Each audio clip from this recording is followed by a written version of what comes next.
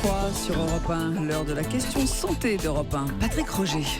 Et ce matin, ce que révèlent les ongles de notre santé, les troubles circulatoires, les problèmes de thyroïde, carences, c'est surprenant. Tout ce que ces ongles peuvent nous révéler. Bonjour, docteur Gérald Kierzek. Bonjour Patrick. Alors, si je veux savoir si je suis en bonne santé, il faut que je regarde mes ongles, c'est ça? Exactement, et votre médecin devrait regarder vos ongles, et on le fait en consultation. Rarement, Parce que vous ne vous en rendez pas compte, mais on regarde tout, et notamment quand on serre la main d'un patient, on va regarder ses ongles. Ça fait partie des bonnes pratiques, que ce soit en médecine occidentale ou en médecine chinoise. C'est une des techniques qui est utilisée, parce que les ongles, au-delà de l'aspect purement esthétique, ont un vrai intérêt médical, et notamment quand on a un aspect des ongles épaissis, où vous parliez de troubles circulatoires ou de troubles pulmonaires. On parle d'hypocratisme digital, par exemple, c'est-à-dire l'ongle qui est un peu bombé, un peu en forme de verre de montre. Eh bien, cette forme d'ongle, cet hypocratisme digital, c'est un signe probable, potentiel de maladie pulmonaire, par exemple. Donc les gens qui souffrent d'insuffisance respiratoire vont avoir une déformation en verre de montre de leurs ongles. Donc c'est un signe qui doit inquiéter et motiver une consultation. Mais ça peut être de manière beaucoup plus banale, un ongle qui est épaissi.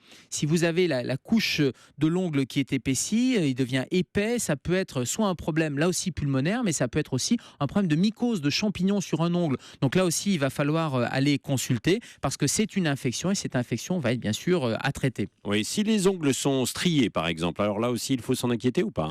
Alors, les ongles peuvent être striés ou peuvent être cassants. Alors, striés, ça peut être aussi un champignon qui s'est logé sur l'ongle, mais les ongles cassants et qui vont être fragilisés, ça peut être un déficit, une carence en acide folique, par exemple, en vitamine C. Donc, plutôt un signe de mauvaise nutrition ou de dénutrition. Et puis, il y a l'anémie qui peut provoquer ces ongles cassants aussi, ou avec des petits trous. Donc, autant de facteurs qui doivent motiver une consultation médicale et éventuellement une prise de sang pour aller dépister cette carence. Et s'il y a des petites taches blanches, il faut s'inquiéter également, traiter? Alors, on a tous entendu dire, quand on avait des taches blanches, que c'était peut-être un manque de salade ou un manque de calcium et qu'il fallait manger du fromage. Ma grand-mère me disait ça. Eh bien non, en fait, les taches blanches, c'est tout à fait commun, et ça se manifeste par exemple après un coup. C'est un signe post-traumatique de l'ongle.